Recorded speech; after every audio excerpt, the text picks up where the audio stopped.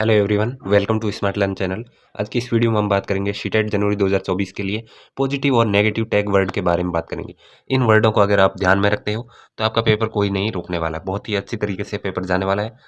तो सबसे पहले इन टैग वर्ड को, ये बार बार पेपर में आते हैं और परीक्षा में यहीं से भी प्रश्न आते हैं। इन टैग वर्ड को देखने वाले बहुत ही अच्छी तरीके से वीडियो के एंड तक बने रहिए। चैनल को सब्सक्राइब नहीं किया तो सब्सक्राइब जरूर करें। देखते हैं टैग वर्ड। ये सबसे इम्पोर्टेंट बात कहने वाला हूँ। अगर आपको सीटेट के पेपर में अच्छे अंक लाना हो तो शायद ये बातें आपके काम आ जाए। सबसे पहले तो ये बात गांठ बांध लो कि बालक कभी गलत नहीं हो सकता, कि बालक कहीं भी गलत नहीं हो सकता। गलत है तो शिक्षा की व्यवस्था गलत है या आपका पढ़ाने का तरीका गलत हो सकता है। ये आपको गांठ बांधने हैं।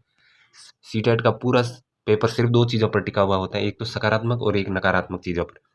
अब हम सबसे पहले जानेंगे नकारात्मक तथ्य कौन कौन से हो सकते हैं। एक तो नकारात्मक तथ्य, पहला नकारात्मक तथ्य है कि जहाँ याद करने या रटने की बात हो रही है तो दिमाग में बैठा लो कि वे नकारात्मक बिंदु है, इसीलिए बच्चे को इस ओर नहीं ले जाना है। तो क्वेश्चन को इस ओर है तो वो गलत आंसर होगा। अगर किसी विकल्प में शिक्षार्थी के लिए दंड का समर्थन किया जा रहा है तो आपको ऐसे विकल्प का समर्थन नहीं करना है, वो गलत है। जहाँ अलगाव विद्यार्थियों की योग्यता के आधार पर ग्रुप बनाने की बात हो रही है, लेबलिंग की बात हो रही है, तो आपको ये नहीं करना है, लेबल ग्रुप नहीं बनाना है। जहाँ लड़के और लड़कियों में भेदभाव और लड़की को लड़कियों को उच्चतम बनाया जा रहा है या लड़कों लड़कियों को लड़कों से, तो आप ऐसे विकल्प के साथ नहीं जाना है। लड़कियां एवं लड़के दोनों समान है, शिक्षक की नज़र में दोनों समान है, तो लैंगिक भेदभाव होता है वहाँ नहीं जाना है, बीस ऑप्शन में नहीं जाना है। जिस विकल्प में सिलेबस को पूरा करवाने की तभी ज्ञान पर बल दिया जा रहा है, मान लो कि ये संकीर्ण विचारधारा है, बहुत ही संकीर्ण विचारधारा है, तो आपको इसका सपोर्ट नहीं करना है। जिस विकल्प में विद्यार्थी से अनुशासन स्थापना की बात हो रही है उस विकल्प के साथ भी नहीं जाना है, अनुशासन विकल्प में भी नहीं जाना है। जिस विकल्प में व्याख्यान विधि की बात हो रही है तो विद्यार्थी केवल श्रोता बनने का समर्थन है हो तो उस विकल्प के साथ भी नहीं जाना है, व्याख्यान विधि की बात हो वहाँ।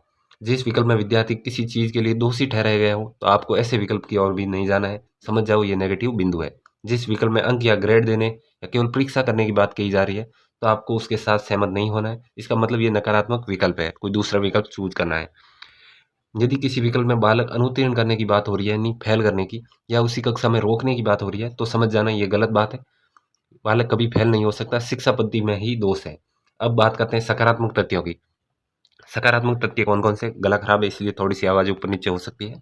जहाँ विद्यार्थियों को अधिकाधिक अवसर दिए जा रहे हो, जहाँ बहुभाषिकता पर बल दिया जा रहा हो, करके सीखने पर प्रोत्साहित किया जा रहा हो, ये सकारात्मक चीज़ है। जहाँ विद्यार्थी को कोई कार्य करने हेतु स्वतंत्रता दी जा रही है, छूट दी जा रही है, जहाँ सभी विद्यार्थियों को समावेशन की बात कही जा रही हो, जहाँ कक्षीय जीवन में वास्तविक जीवन से जोड़ा जा रहा हो, जहाँ विद्यार्थी को सृजनात्मकता और जिज्ञासा विकसित कर रही हो की जा रही हो, वे सकारात्मक है। सकारात्मक तथा तथ्यों वाले ऑप्शन के साथ आपको जाना है।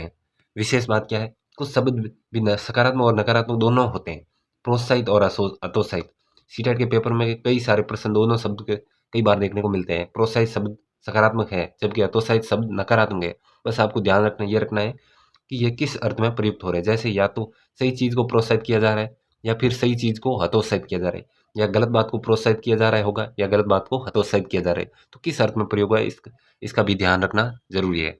और कई शब्द देखने को मिलते हैं जैसे आंशिक, पूर्ण, केवल। तो केवल शब्द का प्रयोग ज्यादातर नकारात्मक अर्थों में प्रयोग होता है कि केवल पाठ्य पुस्तक ही स्रोत है, ऐसा। इस चीज का आवश्यक ध्यान रखना है। फिर भी किसी परिस्थिति में प्रयोग हो रहा है तो ये ध्यान अवश्य रखें। ऊपर बात हो चुकी है सकारात्मक नकारात्मक तथ्यों की। इस पेपर को इन्हीं के इर्द इर्द गिर्द घूमेगा। कई प्रश्न ऐसे होते हैं जिनमें ये पूछकर कंफ्यूज किया जाता है कि कौन सा विकल्प, कौन सा सही है, कौन सा सही नहीं है। ये अलग अलग तरीके से प्रश्न पूछा जाता है, तो प्रश्न को ध्यान से पढ़ना, पहले कि पूछा क्या है, ऑप्शन पूरे पढ़े, क्योंकि कई बार गलत पूछा होता है, हम पहला ही ऑप्शन सही लगता है और आप वहीं रुक जाते हो। इस चीज़ का ध्यान रखें, चारों ही ऑप्शन पढ़ने जरूरी है।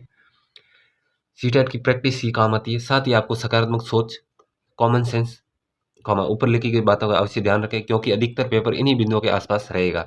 साथ ही हर टीचिंग एग्जाम में तथ्य आपके काम आएंगे, इसीलिए सही से नोट कर लें।